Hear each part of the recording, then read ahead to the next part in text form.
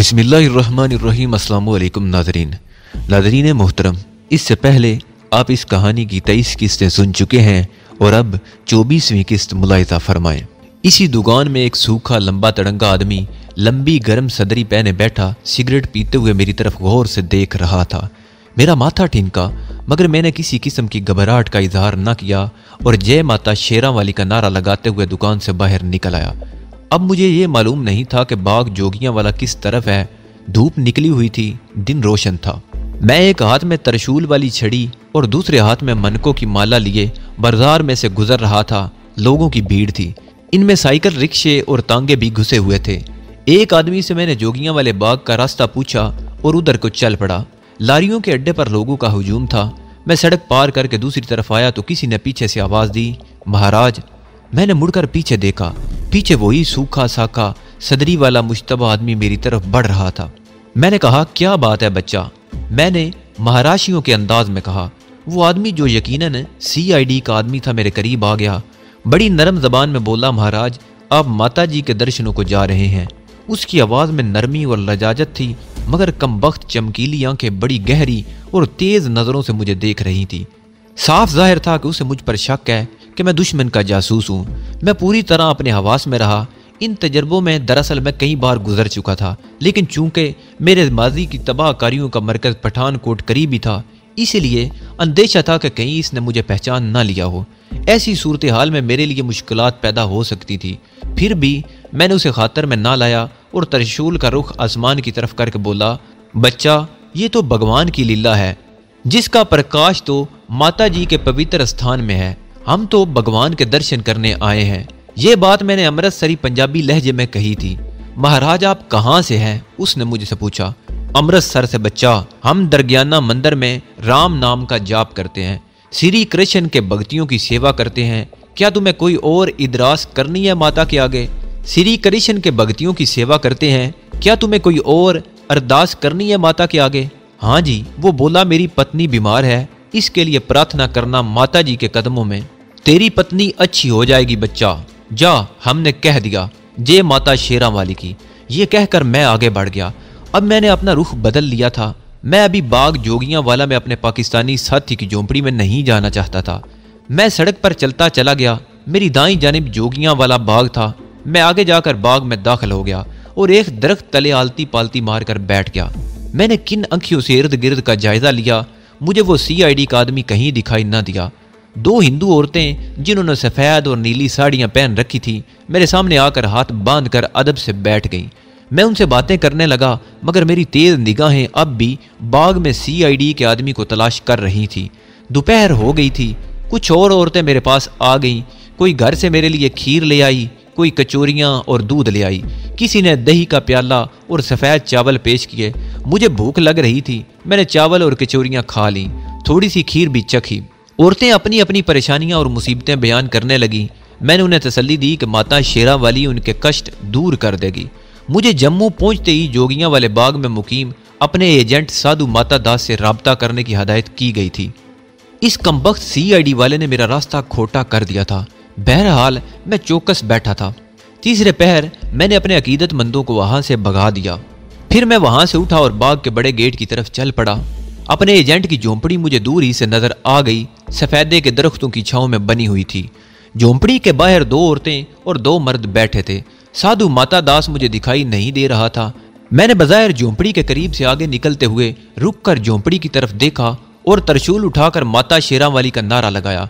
मेरा ख्याल था कि अपना एजेंट झोंपड़ी में होगा, मेरा नारा सुनकर बाहर आ जाएगा, मगर झोंपड़ी से कोई साधु बरामद न हुआ। मैं झोंपड़ी के आगे एक तरफ होकर बैठ गया। एक आदमी झोंपड़ी के साथ लगा कुंडी डंडे से भंग घोट रहा था। वो थोड़ी थोड़ी देर बाद सबज भंग में पानी का छींटा दे देता था। मैं माला फेरने लगा। थोड़ी देर बाद झोंपड़ी के अंदर एक तिमतिमाए हुए सुर्ख और सफेद चेहरे और स्याह काली लिट्टों वाला साधु बरामद हुआ। उसके अकीदतमंद मर्द औरतें अदब से झुक गईं। साधु ने मेरी तरफ निगाह उठाकर देखा और बोला, महाराज तुम कौन हो? मैंने तरशूल ऊपर उठाकर कहा, माता शेरा वाली के दर्शनों को कटरा जा रहे हैं, सोचा तुम्हारे भी दर्शन करते चलें, क्योंकि महाराज भी तो अभ्यासी ऋषि मनी हैं। अभी तक इस बात की तस्दीक नहीं हुई थी कि अपना एजेंट यही शख्स है या नहीं। दूसरे लोगों की मौजूदगी में इससे खुलकर कोई बात नहीं कर सकता था। ये सुर्ख और सफेद मजबूत जिस्म वाला साधु झोंपड़ी के आगे बिछी हुई हिरन की खाल पर बैठ गया।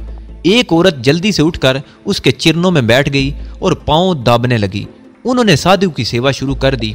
इसी दौरान मैं चारों तरफ एक निगाह डाल चुका था। वो सीआईडी वाला आदमी ना मुझे बाग में दिखा और ना ही बाजार की जानिब किसी जगह दिखाई दिया।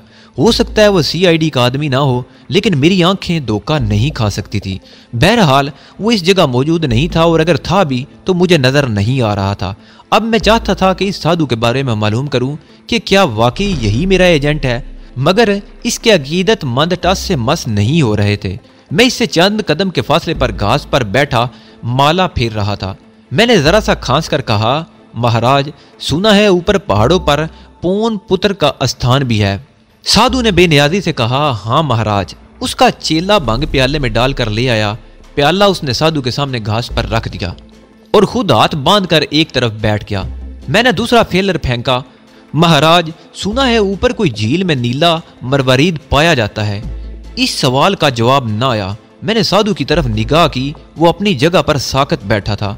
अचानक उसने जय माता का नारा लगाया और अपने करीब बैठी औरतों और मर्दों की तरफ हाथ का इशारा करके बोला, चलो जाओ, अब चले जाओ तुम लोग, हमारी समाधि का समय हो गया है। अकीदतमंद औरतें और मर्द साधु को माथा टेक कर उठे और हाथ जोड़े चले गए। तीर ठीक निशाने पर बैठा था। नीला मरवरीद जबरदस्त खुफिया कोड था जिसको यह साधु समझ गया था। इसका मतलब था कि यही वो एजेंट था जिससे मुझे राब्ता पैदा करने के लिए कहा गया था। साधु ने अभी तक मुझसे कोई बात नहीं की। उसने अपने चेले की तरफ देखा और कड़क कर कहा, तुम क्यों बैठे हो बालिक राम? क्या तुमने सुना नहीं कि हमारी समाधि का वक्त हो गया है? जाओ, हमें अकेला छोड़ दो। उसका चेला भी हाथ जोड़कर नमस्कार करते हुए वहां से चल दिया। जब मुकम्मल तौर पर तखलिया हुआ तो साधु ने मेरी तरफ देखे बगैर कहा, मैं 1 नंबर के आधे हिस्से बोलूंगा, तुम इसके अगले हिस्से पूरे करोगे। फिर उसने खुफिया कोड नंबर के हिस्से बोले जो चीफ ने मुझे बताया था। मैंने उसके अगले हिस्से बोल दिए। मुझे तो ये खुफिया कोड ज़बानी याद था। जब साधु ने भी इस अमर की तस्दीक कर ली कि मैं वही कमांडो हूँ जिसके बारे में उसे इतला की गई थी, तो वो उठकर झोंपड़ी में चला गया। मैं अपनी जगह पर बैठा रहा। थोड़ी देर के बाद झोंपड़ी के अंदर से आवाज आई, अंदर आ जाओ। मैं आहिस्ता से उठा और कदम कदम माला फेरता झुककर झोंपड़ी में दाखिल हो गया। साधु अंदर चिटाई पर बैठा था। मेरे अंदर दाखिल होते ही उसने खालिस लाहौरी पंजाबी में सवाल किया, अब बम्बई वाले का कोड नाम बताओ। नीला मरवरीद, चरनी रोड। ठीक है, अब मेरी बात गौर से सुनो। इस बाग के पीछे एक पहाड़ी नाला है। आज रात 2 बजे इस नाले के छोटे पुल के नीचे पहुंच जाना।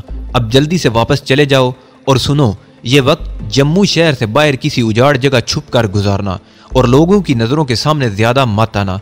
अब जाओ। मैं झोंपड़ी से निकल आया। बाहर आकर एक बार फिर बाग में नजर दौड़ाई। वो सीआईडी वाला आदमी मुझे अब भी नजर न आया। मैं खामोशी से तरशूल वाली छड़ी टेकता और हाथ में माला फेरता बाग के मशरक की तरफ चल दिया। मैं सबसे पहले इस पहाड़ी नाले के छोटे पुल का मुशाहिदा करना चाहता था जहां साधु माता दास ने मुझे रात के 2 बजे आने को कहा था। ये बाग जिसमें से मैं गुजर रहा था कोई पुराना बाग था। रविशों के गिर्द सरू के लंबे कद के दरख्त उगे हुए थे। कहीं कहीं 12 दरियां भी नजर आ रही थी। चीड़ और सफेदे के दरख्त ठंडी धूप में रोशन नजर आ रहे थे। एक पार्क में बच्चे क्रिकेट खेल रहे थे। मैं आगे से होकर झोंपड़ी के अकब में आया तो देखा कि पत्थर की एक नीम कद आदम दीवार थी जिसकी दूसरी जानिब एक पहाड़ी नाला बह रहा था। नाले की ढलानों पर झाड़ियां उगी हुई थी। नाले का पाट बहुत छोटा था और शफाफ पानी पत्थरों से टकरा कर बह रहा था। पीछे एक छोटा सा पथरीला पुल बना हुआ था। मैंने इस नक्शे को अच्छी तरह ज़हन नशीन कर लिया और वहां से पलटकर बाग की दूसरी जानिब निकल गया। अब मुझे कुछ मालूम नहीं था कि मैं किस इलाके में हूँ और जिस सड़क पर चला जा रहा हूँ ये कहाँ मुझे पहुँचाएगी। बाग से कुछ दूर जाकर सड़क कुशादा हो गई। लोगों की आमदोरफ्त जारी थी। साइकिल, रिक्शा और कारें भी गुजर रही थी। मेरी बाईं जानिब एक ग्राउंड के ऊपर नीचे पहाड़ों का सिलसिला फैला था। इन पहाड़ों की ढलानों पर कहीं कहीं मकानों की छतें धूप में चमक रही थी। बाजार में ट्रैफिक एकदम इधर उधर हट गई। मैंने सोचा कि शायद किसी वजीर की गाड़ी आ रही होगी। मैं भी ग्राउंड की दीवार के साथ लगकर खड़ा हो गया तो देखा कि एक मिलिट्री कानवाय गुजरने लगा। भारी फौजी ट्रक थे जो तरपाल से बंद कर दिए गए थे। फौजी ट्रकों की अगली सीटों पर मुझे सिख फौजियों की शक्लें साफ नजर आ रही थी। ये कोई 15-16 ट्रकों पर मुश्तमिल कानवाय था। कॉन्वॉय गुजर गया तो सड़क पर फिर मामूल के मुताबिक ट्रैफिक शुरू हो गई। मैं किसी ऐसी जगह की तलाश में था जहां मैं आधी रात तक का वक्त छुप कर गुजार सकूं और लोगों की नजरों में ना आऊं। ग्राउंड खत्म हुआ तो आगे ढलवान जमीन आ गई। उसके आगे एक बड़े नाले का पुल था। मैं पुल पर से गुजरने लगा। पुल काफी बड़ा और तवील था। पुल के दूसरे किनारे पर जरा ढलान माता शेरावाली का एक मंदिर था, जिसके कलश पर जर्द रंग का झंडा लहरा रहा था। मैंने कंबल शानों पर डाल रखा था, जिसकी वजह से मैं ठंडी पहाड़ी आवाज से महफूज था। जम्मू में वाकई सर्दी थी, लेकिन आसमान बिल्कुल साफ था। सूरज मगरब की पहाड़ियों की जानिब झुक गया था। दाईं तरफ चंबा और कांगड़ा की बाद बर्फपूश चोटियां धूप में चमक रही थी। मैंने यही मुनासिब ख्याल किया कि अंधेरा होने तक इस मंदिर में ही वक्त गुजारा जाए। चुनाचे पुल के दूसरे किनारे पर पहुंचकर मैं ढलान उतरकर माता शेरावाली के मंदिर के अहाते में आकर बैठ गया और जय माता शेरावाली का नारा लगाकर एक तरफ घने दरख्त के नीचे बनी हुई समाधि के पास बैठ गया। यहाँ हिंदू पुजारियों ने जगह जगह पूरी, कचौरियां और लड्डू के दूने रखे हुए थे, जिन्हें बंदर चट कर रहे थे। इन बंदरों को कोई कुछ नहीं कहता था, क्योंकि हनुमान के हवाले से हिंदू बंदरों का बेहद एहतराम करते हैं, बल्कि इनकी पूजा करते हैं। यहाँ बैठने के बाद मैंने एहतियातन एक बार फिर चारों तरफ माहौल का गहरी निगाह से जायजा लिया, क्योंकि मेरा ख्याल अभी तक उसी CID वाले की तरफ लगा हुआ था, मगर वो मुझे कहीं नजर ना आया। मंदिर में माता के पुजारी ढोलक पर भजन गा रहे थे। पुजारी माथा टेक कर बाहर निकल रहे थे। कुछ मर्द और औरतें फूल और मिठाई लिए मंदिर में दाखिल हो रही थी। सूरज आहिस्ता आहिस्ता पहाड़ों के पीछे छुप रहा था और दिन की रोशनी कम हो रही थी। पहाड़ों के नशीब में तो ठंडी छांव काफी गहरी हो गई थी। मैं बज़ाहिर ज्ञान ध्यान में लगा था, हाथ थामी माला के मन के फेर रहा था, लेकिन मेरी आंखें नीम वा थी और मंदिर से आने वालों और मंदिर में जाने वालों पर गहरी निगाह रखे हुए था। अभी मेरी नजर मंदिर के दरवाजे पर ही लगी थी कि मैं एकदम से चौकस हो गया। कम वक्त वही CID वाला आदमी मंदिर से निकल रहा था। उसके हाथ में गेंदे के फूलों का छोटा सा हार था। बाहर आकर उसने पलटकर जोड़कर देवी को प्रणाम किया और फिर छोटी सी सड़क पर इस तरफ चला गया जहां 2 साइकिल रिक्शा खड़े थे। मेरी नीम आंखें बराबर उसका ताकुब कर रही थी। अभी तक उसने मेरी तरफ निगाह नहीं डाली थी। मैं अजीब कशमुकश में था। ये कम वक्त मेरा पीछा करता यहाँ आया है या वैसे ही मंदिर में माथा टेकने आ गया है। मैं सोच ही रहा था कि इस आदमी ने गर्दन मोड़कर उस दरख्त की तरफ देखा जिसके नीचे मैं समाधि लगाए बैठा था। साफ लग रहा था कि वो मुझे देख रहा है, मगर उसने अपनी तरफ से ऐसा जाहिर किया जैसे यूं ही उसकी निगाह मुझ पर पड़ गई हो। फिर वो एक साइकिल रिक्शा पर बैठकर वहां से चला गया, लेकिन मुझे वसवसे में छोड़ कर गया। अब मुझे यहाँ से उठकर किसी दूसरी जगह चले जाना चाहिए था। चुनाचे कुछ देर बाद मैंने जय माता शेरावाली का धीमा सा नारा लगाया और तरशूल थाम कर मंदिर की पिछली तरफ होकर एक पगडंडी पर चल पड़ा। ये पगडंडी आगे बल खाती हुई चली गई थी।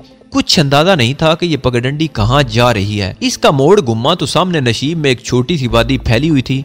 यहाँ हरे भरे दरख्तों में एक डोगरा गांव था। मकानों की छतें ज्यादातर टीन की थी। मैंने एक डोगरा औरत को मकान के बाहर गाय का दूध दोते देखा। शाम हो रही थी, सर्दी में इजाफा हो गया था। कुछ मकानों से ओपलों का धुआं उठ रहा था। मैं इस धुएं को यूं पहचानता था कि फिजा में ओपलों की बू रची हुई थी। इस डोगरा गांव के पीछे चीर के बहुत से दरख्त थे जो ढलान में दूर तक चले गए थे। मैंने सोचा कि इन दरख्तों में किसी जगह यूं ही आसन जमा कर बैठ जाता हूँ। इस तरह लोगों की निगाहों से भी बचा रहूंगा और वक्त भी गुजर जाएगा। मैं गांव के पहलू से गुजरकर नशीब के दरख्तों में आ गया। यहाँ निस्बतन खामोशी और सन्नाटा था। ऊंचे सतूनों और दरख्त के साथ टेक लगाकर इस तरह बैठ गया कि एक तरफ से मुझे गांव और दूसरी तरफ दरख्तों की ढलान बराबर दिखाई दे रही थी। मैंने कंबल अच्छी तरह से अपने शानों पर कर लिया था। सूरज गरूब हो चुका था और सारी वादी पर शाम का नीम सा अंधेरा उतर आया था। गांव के मकानों में लालटेनें रोशन हो गई थी। दूर पहाड़ के नशीब में मकानों की बत्तियां झुलमुलाने लगी थी। मुझे रात के 2 बजे तक बैठना था और मेरे लिए ये कोई मुश्किल काम नहीं था। ट्रेनिंग की वजह से मैं आधी रात तक एक टांग पर भी खड़ा रह सकता था। मुझे अगर अंदेशा था तो कम वक्त उस मनहूस CID वाले की तरफ से था कि कहीं वो पुलिस को लेकर वहां ना आ जाए और सारा मिशन अधूरा ना रह जाए। मैं लम्हा लम्हा गहरे अंधेरे में चारों तरफ आंखें खोले देख रहा था कि अचानक मुझे गांव की तरफ से एक साया सा अपनी तरफ आता दिखाई दिया। मैं एकदम से होशियार होकर बैठ गया। अगर ये वही CID वाला है तो इसकी मौत इसे मेरी तरफ खींचे लिए आ रही थी और मैंने फैसला कर लिया था कि इसका काम तमाम करके लाश वहीं झाड़ियों में डाल दूंगा। लेकिन मेरे कानों से झांझरों की मुतरन्नम आवाज टकराई। ये चांदी की झांझरों की आवाज थी जो पंजाब और जम्मू की देहाती औरतें अपने पाँव में पहना करती थीं। साया जरा करीब आया तो मैंने देखा कि ये एक डोगरा औरत है जिसके हाथ में एक छोटी बाल्टी और उसके ऊपर रुमाल में लपेट कर कुछ रखा हुआ है। अभी अंधेरा इतना गहरा नहीं हुआ था कि मुझे तारीकी में कुछ दिखाई न देता। मैंने जल्दी से आसन जमा लिया मगर मेरी आंखें खुली थी। औरत का साया करीब आ गया। ये डोगरा औरत थी जिसने सोसी की सलवार कमीज पहन रखी थी। इसके पाँव में चांदी की झांझरें थी जो मौसीकी पैदा कर रही थी। झांझरों की मौसीकी रुक गई। औरत आहिस्ता से जमीन पर बैठ गई, बाल्टी घास पर रखी, हाथ बांधकर प्रणाम किया और डोगरा जबान में कहा, महाराज ये मैं आपके भोजन के लिए लाई हूँ, स्वीकार करें। भूख मुझे बहुत लग रही थी, फिर भी मैं बेहद मोहतात था। ये सीआईडी वाले की कोई साजिश भी हो सकती थी। मैंने साधु संतों की तरह कहा, ये क्या है बालिक? डोगरा औरत ने बाल्टी के ऊपर से चंगेर हटाकर कहा, महाराज ये मैं अपनी गाय का दूध धोकर आपके लिए लाई हूँ और ये मकई की रोटी और अचार है। मेरी भूख चमक उठी मगर ये मेरी मौत का सामान भी हो सकता था। मुमकिन है ये औरत भी दुश्मन की एजेंट हो और इन एशिया में कोई जहरीली शय मिलाकर ले आई हो। मैंने हाथ उठाकर कहा, बालके हम तेरी श्रद्धा से खुश हुए, परंतु हमें विष्णु माता का आदेश है कि कोई शय किसी को खिलाए बगैर मत खाओ। पहले तुम इसमें से दूध पियो और रोटी खाओ, फिर हम भोजन करेंगे। डोगरा औरत हाथ बांधकर बोली, महाराज जैसी आपकी इच्छा। ये कहकर डोगरा औरत ने मेरे सामने बाल्टी के साथ अपना हाथ चुल्लू बनाकर लगाया, फिर बाल्टी को अपने घुटने पर रखा, चुल्लू के साथ मुंह लगाया और घटाघट 2-4 घूंट दूध पी गई। बाल्टी रखकर उसने गर्म चादर से मुंह साफ किया और मेरे कहने पर मकई की रोटी भी 2 नवाले तोड़कर खा लिए। मैंने चंद लम्हे इंतजार किया। मैं दूध और मकई की रोटी का रद्द अमल देखना चाहता था। मैं इससे विष्णु माता के चमत्कारों की बातें करता रहा। जब मुझे तसल्ली हो गई कि दूध और रोटी में किसी जहरीली शय की मिलावट नहीं हुई तो मैंने मकई की रोटी अचार के साथ खानी शुरू कर दी। देखते ही देखते मकई की सारी रोटी खा गया और दूध की आधी से ज्यादा बाल्टी खाली कर गया। डोगरा औरत ने मेरे घुटने पकड़ लिए और कहा, महाराज मुझ पर कृपा करें, मुझे बच्चा दे दे, नहीं तो मेरा शोहर मुझे घर से निकाल देगा। वो मुझे बहुत मारता है, महाराज मुझे बच्चा दे दें प्लीज। ये जवान डोगरा औरत कुछ इस तरह मेरे कदमे में बिछी जा रही थी कि मुझे ऐसे लगा जैसे वो वाकई मुझसे अपना बच्चा चाहती है। मैंने आवाज में जलाल पैदा करते हुए कहा, बालके पीछे हटकर बैठ जा, मैं माता शेरा वाली के आगे तुम्हारी अरदास करूंगा। विष्णु माँ तेरी गोद जरूर हरी करेगी। अब तू जा और सुन, किसी को बताना मत कि तू मुझे यहाँ मिली थी, वरना तेरे यहाँ बच्चा पैदा नहीं होगा। डोगरा औरत तो मेरे आगे सजदे में गिर पड़ी। महाराज मैं किसी को नहीं बताऊंगी, महाराज मुझे बच्चा दे दें, मेरी जिंद जान आप पर कुर्बान। अच्छा अब तू चली जा। डोगरा औरत ने बाल्टी और चंगेर उठाई, कुछ कदम वो हाथ जोड़े उल्टे कदम पीछे चलती गई, फिर प्रणाम करके अपने गांव की तरफ चल दी। अब इतना अंधेरा हो गया था कि थोड़ी दूर जाने के बाद ही अंधेरे ने उसे अपने अंदर गुम कर लिया। गाय के ताज़ा दूध और पहाड़ी मकई की रोटी ने मेरे जिस्म में नई तवानाई भर दी। मैं कंबल ओढ़कर दरख्त के पीछे सिमट कर बैठ गया। अब खालिस दूध और पहाड़ी मकई ने अपना रंग दिखाया और मुझे नींद आने लगी। नींद का गलबा इस कदर शदीद था कि मेरा सर बार बार कंधों पर ढिलक जाता और मैं उसे बार बार ऊपर उठाता और आंखें फाड़ फाड़ कर अंधेरे में देखने की कोशिश करता। मेरी आंखें जलने लगी थी। मैं उठकर खड़ा हो गया। मैंने दरख्तों में दौड़ लगानी शुरू कर दी। कुछ देर बाद फिर नींद ने हमला कर दिया। पहले मैंने सोचा कि कहीं दूध में ख्वाब अवर गोलियां तो नहीं मिला दी गई थी, लेकिन ऐसा नहीं था। ये नींद का गलबा था और नींद खालस दूध और मकई की रोटी की वजह से आ रही थी। चुनाचे कुछ देर नींद के खिलाफ जंग आजमाई करने के बाद मैं बिल्कुल ठीक ठाक हो गया और नींद को जेर कर लिया। मैंने घड़ी देखी, अभी रात के 10:15 ही बजे थे। ये घड़ी जो मेरी कलाई पर बंधी थी मुझे बाग जोगियां वाले साधु और एजेंट माता दास ने दी थी और देते वक्त अपनी घड़ी के साथ इसका वक्त मिला लिया था। रात के 2 बजने में अभी बहुत वक्त बाकी था। मैं हैरान था कि वो सीआईडी का आदमी अभी तक मेरे ताक़ुब में वहां क्यों नहीं आया। कोई चाहे कुछ कहे, मगर मेरे तजर्बे ने मुझे बता दिया कि वो भारतीय इंटेलिजेंस का आदमी है और मेरे पीछे लगा हुआ है। वो बड़ा मोहतात था, किसी खास घड़ी का इंतजार कर रहा था जब मुझे वो रंगे हाथों पकड़ ले। आखिर ये उसका इलाका था, मैं उसके मुल्क में था, वो मुझे जब और जहां चाहे गिरफ्तार करवा सकता था। मैंने अपनी पोजीशन तब्दील कर ली और इन ऊंचे नीचे दरख्तों से निकलकर मैं पहाड़ी नाले की तरफ चल दिया। ये नाला मेरी नज़र में था और मैं इसकी सिम से बखूबी वाकिफ था। नशीबी पत्थरों में से निकलता मैं अंधेरी रात में पहाड़ी नाले की तरफ चलने लगा। आसमान की चमक की वजह से रात की तारीकी में धीमी धीमी धुंधली सी रोशनी घुल मिल गई थी। मैंने दरख्तों के एक झुंड अबूर किया और नीचे पहाड़ी नाला था। यही वो नाला था जिसके आगे वो पुल था जिसके नीचे मुझे 2 बजे रात अपने एजेंट साधु से मुलाकात करनी थी। ये छोटा पुल मुझसे ज्यादा दूर नहीं था। मैं नशीब में उतरता हुआ नाले के करीब आ गया। अंधेरे में नाले का शफाफ पानी किसी धुंधले आईने की तरह नजर आ रहा था। पानी का हल्का हल्का शोर बुलंद हो रहा था। मैंने एक जगह पत्थरों के दरमियान जगह बनाई और कंबल ओढ़कर बैठ गया। शबनम गिर रही थी जिसका मेरे मुंडे हुए सर पर असर हो रहा था। मैंने कंबल अपने सर के ऊपर कर लिया। वक्त बड़ी सुस्त रफ्तारी से गुजर रहा था, मगर कमांडो ट्रेनिंग के दौरान हमें इसकी खास तौर पर मशक कराई गई थी। हमारा फौजी इंस्ट्रक्टर हमारे हाथ पांव बांधकर हमें किसी दरख्त के साथ जकड़ देता और हम सारी रात उस दरख्त के साथ जकड़े रहते। उफ, आज भी कमांडो ट्रेनिंग के वो दिन याद आते हैं तो कानों में से शां शां की आवाज़ निकलने लगती है। हमें घोड़ों की तरह दौड़ना, ऊंटों की तरह बगैर कुछ खाए पिए मीलों चलना और लोमड़ी जैसी मक्कारी से अपना रास्ता बनाना और सांप, मेंढक और खारदार झाड़ियाँ खाना सिखाया गया था। हमें अजियतें दी गई अगर कभी दुश्मन के हत्थे चढ़ जाएं और उनकी अजियतों से घबरा कर राज फाश न कर दें। हमें बंदर से भी ज्यादा फुर्तीला बनाया गया। हमें एक दरख्त से दूसरे दरख्त पर छलांग लगाने की मशक कराई गई। साथ ही साथ हमें दुश्मन पर उकाब की तरह झपटने और देखते ही देखते उसे फना कर डालने की तरबियत भी दी गई। हमें सूखे पत्तों पर चीते की तरह चलने की ऐसी ट्रेनिंग दी गई कि हमारे कदम सूखे पत्तों पर पड़े मगर आवाज बिल्कुल पैदा न हो। हमें बेहथियार लड़ाई की मशकें कराई गईं और इंसानी जिस्म की तमाम तर नाजुक रगों, हड्डियों और आज़ा से सर्जन डॉक्टरों की तरह आगाह किया गया और बताया गया कि हमें दुश्मन पर कहाँ कारी ज़रब लगानी है। मैं कंबल में अकड़ूं बैठा था। मेरे चारों तरफ अंधेरा था। अगरचे इस अंधेरे की मेरी आंखें अब बादी हो गई थी और सांप की आंखों की तरह मैं अंधेरे में हर शय देख रहा था। नाले का पानी रल तरल की मुतरन्नम मौसीकी पैदा करता मेरे सामने से गुजर रहा था। शबनमी फिजा में हर तरह तरह की बूटियों और घास पत्तों की बू रची हुई थी। यूं ही रात के 12 बज गए। मैंने वक्त काटने के लिए नाले पर जाकर मुंह हाथ धोया। पानी इस कदर ठंडा था कि हाथ डालते ही मेरी कुल्फी जम गई। चेहरे पर सिर्फ एक छींटा मार सका। इससे ये फायदा जरूर हुआ कि नींद का रहा सा एहसास भी खत्म हो गया। खुदा खुदा करके जिस्म के गिर्द कंबल लपेटे तरशूल वाली लोहे की लाठी हाथ में उठाए इस नाले के छोटे पुल की तरफ बढ़ा। नाले के इस छोटे पुल के ऊपर एक रेड़े का हवेला यूं खड़ा था कि इसके दोनों लकड़ी के बाजू आसमान की तरफ उठे थे। मैं नाले के किनारे चलता पुल के नीचे आ गया। यहाँ अंधेरा गहरा था। मुझे सीटी की धीमी आवाज सुनाई दी।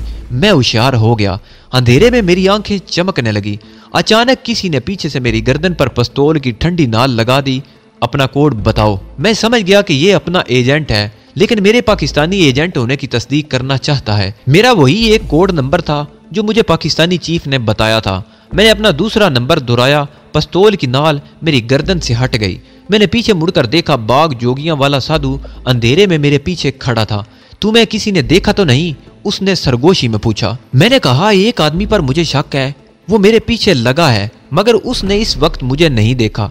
एजेंट साधु ने मुझे गिरबान से पकड़कर अपनी तरफ खींचकर झंझोड़ा। तुमने ये बात मुझे पहले क्यों नहीं बताई? इसकी गिरफ्त इतनी मजबूत थी और झटका इतना शदीद था कि मैं अपनी जगह से हिल गया। इसकी जगह कोई दूसरा आदमी होता तो वो मेरे हाथों से मारा गया होता। मैंने कहा, तुमने मुझे मौका ही नहीं दिया कि मैं तुम्हें बताऊं। उसने मेरा गिरबान छोड़ दिया। अपने गरम लिबादे के अंदर से एक पिस्तौल निकालकर मेरे हाथ में थमा दी और बोला, ये भरा हुआ है, मेरे पीछे पीछे आओ। वो मुझे लेकर नाले पर से गुजर गया। हम दूसरी तरफ की ढलान पर चलने लगे। ऊपर एक सड़क थी जिसके किनारे कहीं कहीं खंभों पर मध्यम बल्ब रोशन थे। हम एक लकड़ी के खोखे के पास जा निकले जो बंद था और सामने लकड़ी का एक खाली बेंच रखा था। हम खामोशी से सड़क किनारे किनारे मगरब की सिमत जा रहे थे। मेरा साथी खामोश था। मैं भी कोई बात नहीं कर रहा था। ये कोई बड़ा ही अहम और ख़तरनाक फौजी मिशन था और कमांडो होने की हैसियत से मुझे मालूम था कि अशद ज़रूरत के सिवा ज़बान से एक लफ्ज़ भी नहीं बोलना होगा। मेरा गाइड एजेंट एक जगह सड़क के किनारे नीचे उतर गया। यहाँ एक छोटी सी पहाड़ी पगडंडी दूर खेतों में जा रही थी। अंधेरे में खेतों की ऊंची फसल एक दीवार की तरह नजर आ रही थी। इन खेतों के बाजू में चंद एक मकान गुप्त अंधेरे में खामोश खड़े थे। हम इन खेतों में से भी गुजर गए। अब एक ना हमवार सा मैदान आ गया। मैदान को अबूर किया तो जम्मू की मशहूर नदी तवी दिखाई दी। ये नदी ढलानी किनारों के बीच में बह रही थी। दूर इसी नदी पर बना हुआ शहर जम्मू का बड़ा पुल था जिसकी बत्तियां झुलमिला रही थी। मेरा साथी नदी पर पहुंचकर रुक गया। अंधेरे में उसने बाईं जानिब देखा और फिर मुझे लेकर उस तरफ चला गया। यहाँ एक छोटा सा घाट था। छोटी बड़ी 6-7 किश्तियां किनारे पर खड़ी थी। उसने इशारे से मुझे पीछे आने को कहा और फिर हम जरा सा अलग खड़ी एक छोटी सी किश्ती में सवार हो गए। मेरे साथी एजेंट साधु ने किश्ती की रस्सी पहले ही खोल दी थी। हमने इसी किश्ती में तवी नदी पार की और दूसरे किनारे पर आ गए। यहाँ से हमारा सफर फिर शुरू हो गया। मुझे अभी तक मालूम नहीं था कि हमारा टारगेट कहाँ है और जिन 2 कमांडोज के बारे में मुझे बताया गया था वो कहाँ मिलेंगे। जम्मू शहर की रोशनी अब पीछे रह गई थी। मेरे साथी एजेंट ने तो जैसे ना बोलने की कसम खा रखी थी। हम पो फुटने तक पहाड़ी इलाके में चलते रहे। जब आसमान पर सुबह काज़िब का नीला उजाला फैलने लगा तो मेरा साथी एक जगह रुक गया। ये सारे का सारा पहाड़ी इलाका था। एक तरफ जम्मू, चंबा और कलू की पहाड़ियों का सिलसिला दूर तक चला गया था और दूसरी जानब कश्मीर के सर्वफलिक पहाड़ों की बर्फ पूश चोटियां सुबह काज़िब की मध्यम रोशनी में झलकने लगी थी। हमें इस पहाड़ के दामन में पहुंचना था। मेरे साथी एजेंट ने कश्मीर की पहाड़ियों की तरफ इशारा करके कहा। मैंने अंदाजा लगाया कि वहां पहुंचना तो बहुत दुश्वार था। उसने कहा, आगे पहाड़ी रास्ता बहुत खतरनाक है, सड़क कच्ची है, मगर हम खुड्डों और घाटियों में सफर करेंगे। तुम थक तो नहीं गए, लेकिन मुझे तो बताया गया है कि तुम एक नौजवान तजुर्बाकार कमांडो हो और इससे पहले भी पठानकोट में बड़ा जबरदस्त मार्का मार चुके हो। आओ चलें। मैं चाहता हूँ सूरज निकलने से पहले हम इस जगह से निकल जाएं। सूरज तलू हुआ तो वादी में चारों तरफ उजाला फैल गया। हम इस वक्त दरख्तों के एक तवील सिलसिले से गुजर रहे थे। ठंडी हवा चल रही थी, लेकिन चलते रहने की वजह से मुझे सर्दी नहीं लग रही थी, बल्कि पसीना आ रहा था। एक जगह सरसब्ज झाड़ियों के दरमियान शफाफ चश्मा बह रहा था। हमने हाथ मुंह धोया, मकई की रोटी अचार के साथ खाई जो मेरा साथी अपने साथ झोले में साथ लाया था। अब दिन खूब निकल आया था। दरख्तों में से धूप छीन छीन कर आ रही थी। मेरा साथी साधु माता दास अब भी खामोश था। मैं उससे ज्यादा बातचीत नहीं कर रहा था। उसने अपने साधुओं जैसे झोले से कागज के टुकड़े पर बना हुआ नक्शा निकाला और गौर से देखने लगा। फिर नक्शा फाड़कर चश्मे के पानी में बहा दिया और उठकर जंगल में एक पहाड़ी ढलान की तरफ देखा और मुझे इशारे से पीछे आने को कहा। मैं चाबी दिए खिलौने की तरह उसके पीछे चल पड़ा। हम नशीब से उतरकर एक वादी में आ गए। ये एक गैर आबाद वादी थी जहाँ छोटे दरख्तों और झाड़ियों की भरमार थी। दोपहर तक हम इस वादी में चलते रहे। दोपहर के 2 बजे हम एक छोटी सी पहाड़ी नदी के पास बैठ गए। थोड़ी सी रोटी खाई, नदी का ठंडा पानी पिया, मुंह हाथ धोया और फिर अपने सफर पर रवाना हो गए। एक गहरी खुड अबूर करके छोटी छोटी पहाड़ी टेकरियों के गैर हमवार मैदान में आ गए थे। इन टेकरियों के पीछे ऊंचे ऊंचे पहाड़ों का सिलसिला था जिनकी चोटियों पर कहीं कहीं सफेद बर्फ धूप में चमक रही थी। चंद एक टेकरियों को पार करने के बाद एक टेकरी के अकब में बड़ी सी चट्टान खड़ी थी। मेरे साथी एजेंट ने चट्टान की तरफ इशारा करते हुए कहा, यह तुम्हारी पहली मंजिल है। चट्टान जहां से शुरू होती थी वहां इतना ऊंचा जंगली घास था कि इसमें हाथी भी छुप जाए तो किसी को पता नहीं चल सकता था। हम इस हाथी छपवा घास में दाखिल हो गए। यहाँ चट्टान में गार का शिगाफ नजर आया जिसके मुंह पर ऊपर से लटकने वाली बेलों ने झालने सी डाल रखी थी। गार का दहाना तंग था मगर अंदर से काफी खुला गार था। हम यहाँ बैठ गए। मैंने अपना कंबल उतार कर पास रख लिया। मेरे साथी साधु एजेंट ने कहा, तुम आराम कर सकते हो, तुम्हारे साथी कमांडो इसी जगह पहुंचने वाले हैं। यहाँ मेरा मिशन खत्म होता है। मैं तुम्हें दीगर साथियों के सुपुर्द करके वापस चला जाऊंगा। आगे तुम जानो और तुम्हारा काम। मैंने दबी दबी जबान में पूछा कि हमारा मिशन क्या है। मेरे एजेंट साथी ने सर नफी में हिला दिया। ये मुझे कुछ मालूम नहीं। इस ऑपरेशन की तफसील तुम्हें कमांडो ही बता सकेंगे। अब खामोशी से आराम करो, तुम्हें आगे शायद सोना नसीब नहीं होगा। मैं कंबल का सराहना बनाकर लेट गया। मैंने आंखें बंद कर ली और मुझ पर गनुदगी तारी होने लगी। थोड़ी देर बाद मैं सो गया। कोई मुझे आहिस्ता से झंझोड़ रहा था। मैंने जल्दी से आंखें खोल दी। मेरा साथी एजेंट कह रहा था, तुम्हारे साथी कमांडो आ रहे हैं। मैंने उन्हें नीचे खाई के नर्सलों में चलते देखा।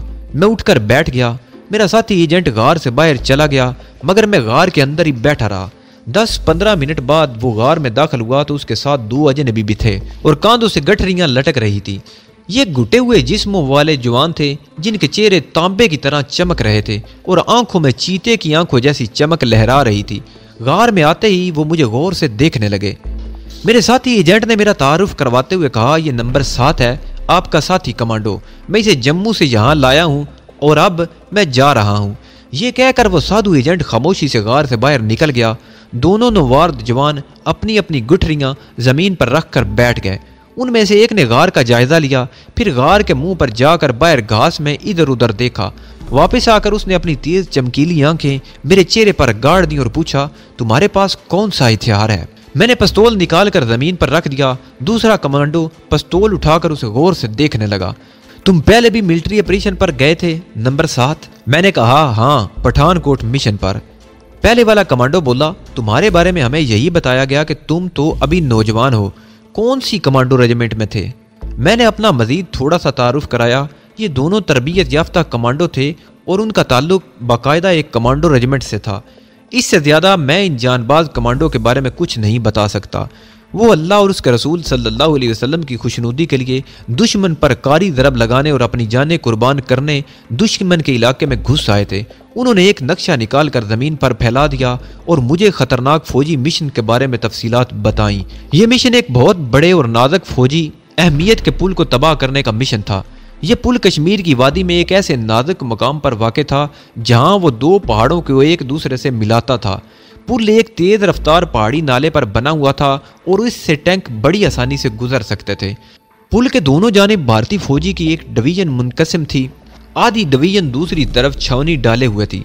दोनों डिवीजनों और जम्मू कश्मीर की वादियों के दरमियान फौजी नकलो अमल का यही एक वाहिद जरिया था जो सर्दियों में भी काम आ सकता था, जबकि दूसरी सड़क बर्फबारी की वजह से बंद हो जाती थी। कश्मीर में दुश्मन के जितने भी पुल थे उनमें से इस पुल की बड़ी अहमियत थी। इस पुल को कमांडो ऑपरेशन के जरिए उड़ाने का फैसला किया गया था क्योंकि शायद आपको मालूम ना हो कि पहाड़ी इलाकों में पुलों को बमबारी के जरिए तबाह करना जान जोखों का काम होता है। आसपास पहाड़ियों की वजह से एक तो हवाई जहाज ज्यादा नीचे नहीं जा सकते, दूसरे बुलंदी से ये पहाड़ी पुल इतना छोटा टारगेट नजर आते हैं कि अगर इन पर गिराए जाने वाले बम अक्सर निशान से इधर उधर हट कर गिरते हैं। दूसरी मुश्किल ये होती है कि दुश्मन ने इस किस्म के नाजुक अहमियत के हामिल पुलों के इर्द गिर्द त्यारा शिकन गन्नें लगाई होती हैं। जहाज अगर नीचे आता है तो बड़ी आसानी से दुश्मन की जद में आकर हिट हो जाता है। दुश्मन की त्यारा शिकन गन्नें बड़ी आसानी से उसे निशाना बना लेती हैं। चुनाचे इस किस्म के अहम पुलों को अक्सर कमांडो ऑपरेशन के जरिए ही उड़ाने की कोशिश की जाती है।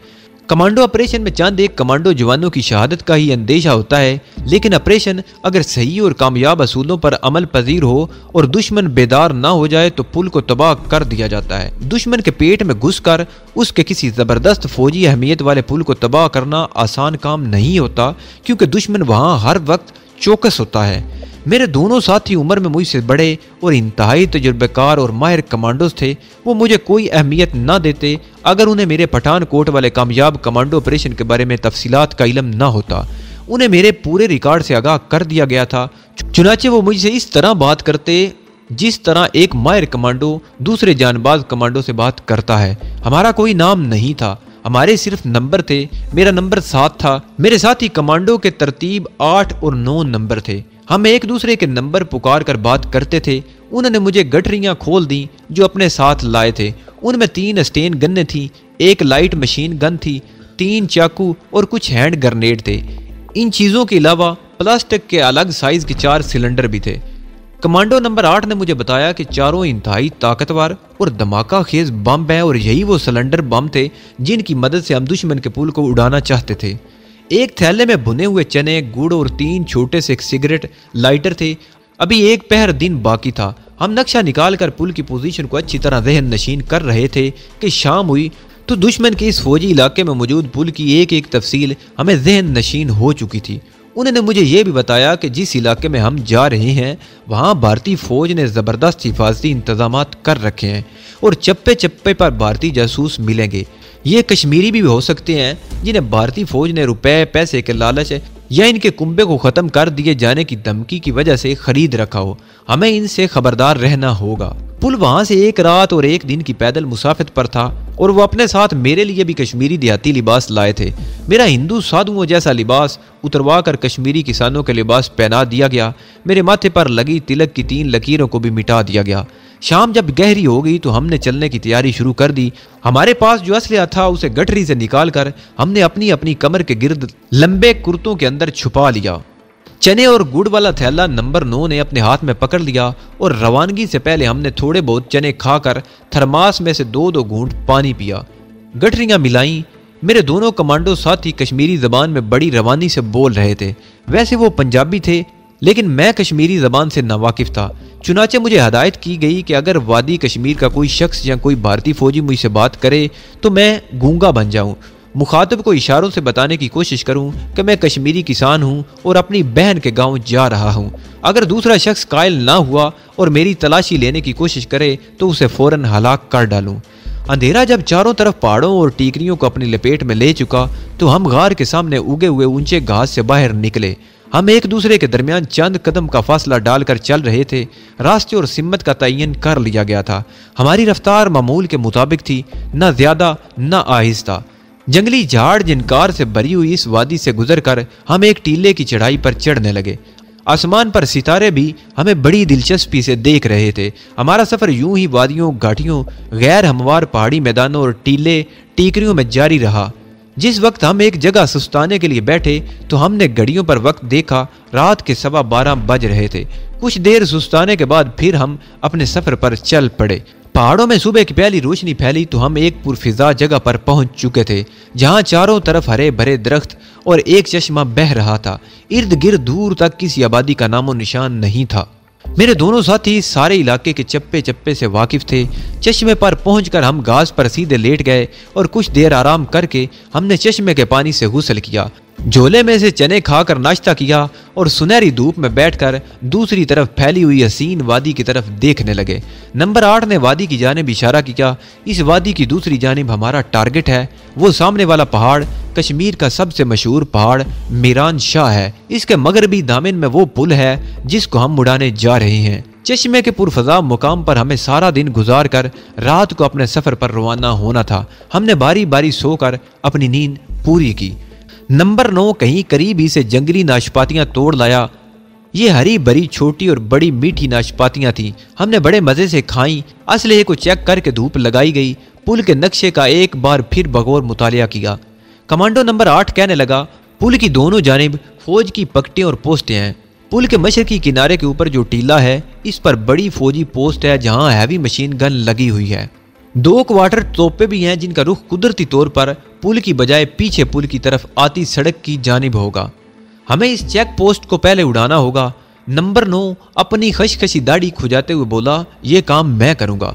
तुम पुल के नीचे डायनामाइट लगाओगे और नंबर 7 तुम डायनामाइट सिलेंडर लगाने में नंबर 8 की मदद करोगे।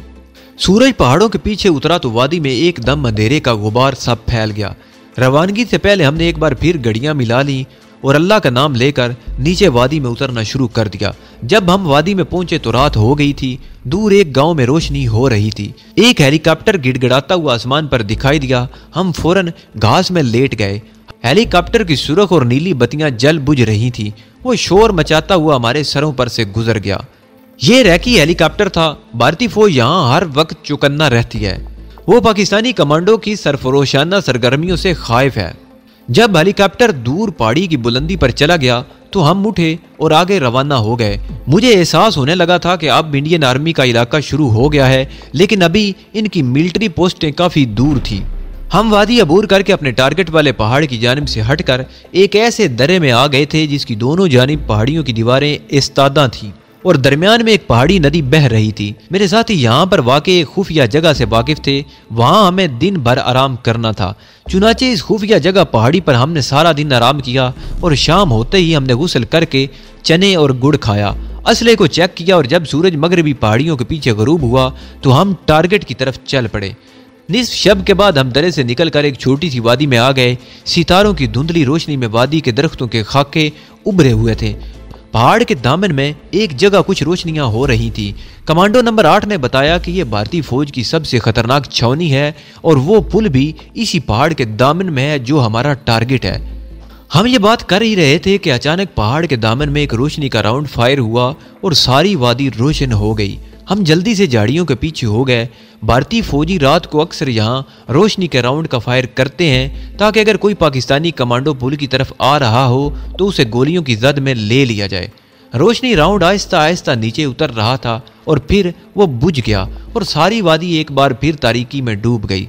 सुबह होने से पहले पहले हम वादी का पूरा चक्कर काट कर इसके शमाल मगरबी कोने में आ गए। यहाँ से हमें सामने पहाड़ के दामन में भारतीय फौज के डिवीजन हेडक्वार्टर की बत्तियां साफ नजर आ रही थी और यही हमारा टारगेट था। आसमान के मशरकी उफक पर सुबह की कफूरी रोशनी नमूदार होना शुरू हो गई थी। इस वक्त तक कमांडो नंबर 9 हमें गाइड करता आया था। हम सेब के एक बाग में से गुजर रहे थे कि बाग के इख्तिताम पर एक कोठरी दिखाई दी। कमांडर नंबर 9 ने हमें रुकने का इशारा किया और वो खुद दबे पांव कोठरी के दरवाजे तक गया और दीवार के साथ लगकर बंद क्वार्टर पर खास अंदाज में दस्तक दी। 5 सेकंड का वक्फा डालकर मेरे साथी कमांडो ने फिर उसी अंदाज में दस्तक दी। इस बार किसी ने दरवाजा खोल दिया। हम बाग में सेब के दरख्त के नीचे बैठे थे। कोठरी के अंदर जलती लालटेन की लू धीमी कर दी गई थी। अंधेरे में एक आदमी दरवाजे में नमूदार हुआ। उसने हमारे साथी फौजी कमांडो से बड़ी गर्मजोशी से हाथ मिलाया और उसे अंदर ले जाने लगा तो हमारे साथी ने बाग की तरफ इशारा किया। वो आदमी ठिठक गया और हमारे साथी से कोई बात की। हमारा साथी लपक कर हमारी तरफ आया। आ जाओ, गफार मिल गया है। गफार एक पक्की उम्र का कश्मीरी काश्तकार था जो कश्मीर में हमारी कमांडो पार्टियों की मदद और टारगेट तक रहनुमाई करता था।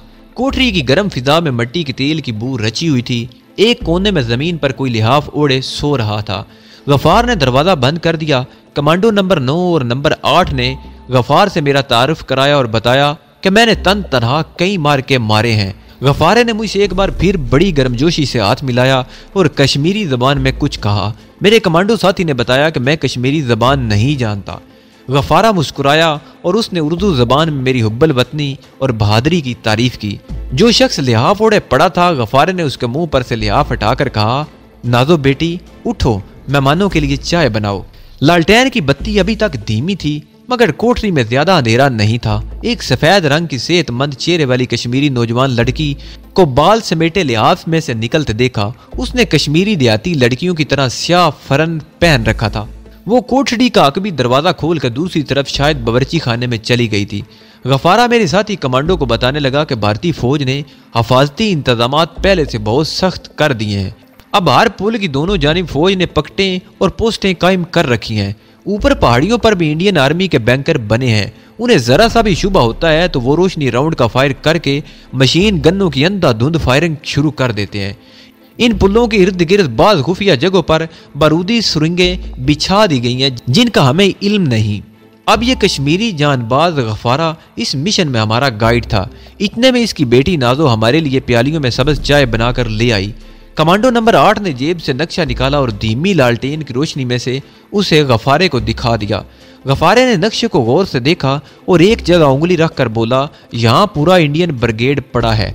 इस जगह से थोड़ी दूर एक टेकरी पर हेलीपैड है जहाँ 2 हेलीकॉप्टर हर वक्त तैयार रहते हैं। हम खामोशी से सब्ज चाय पीने लगे मगर बड़ी खालिस चाय थी और इसमें से हल्की हल्की ताज़ा खुशबू थी।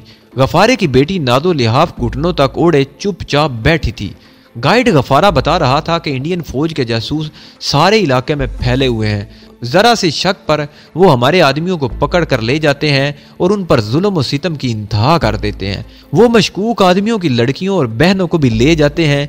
एक न एक दिन उन पर जरूर खुदा का कहर टूटेगा। गाइड गफारा इससे पहले भी कमांडो पार्टियों को वहां से गुजार चुका था। वो रजाकाराना तौर पर यह काम करता था इसलिए कि वो पक्का मुसलमान था और दूसरे कश्मीरी मुसलमानों की तरह इस बात पर ईमान रखता था कि भारतीय फौजों ने उनके सूबे पर ज़बरदस्ती कब्जा कर रखा है। वो पाकिस्तान से वालिहाना मोहब्बत करता था। हमें अपनी झोंपड़ी में पनाह देकर वो अपने और अपनी इकलौती बेटी के लिए ज़बरदस्त खतरा मोल ले रहा था मगर उसका सीना जोश ईमानी से पुर था और वो इस्लाम और पाकिस्तान के लिए अपनी जान तक कुर्बान करने को तैयार था। मैं गफारे के जज्बे से बेहद मुतासर हुआ। गफारे की ज़बानी हमें यह भी मालूम हुआ कि भारतीय फौज की रेकी पार्टियां यानी गश्ती दस्ते रात के वक्त घूमते रहते हैं। गाइड गफारा बोला, 1 महीना हुआ मैंने यहाँ से 2 कमांडो पार्टियों को गुजारा था। इनमें से सिर्फ एक जवान वापस आया था।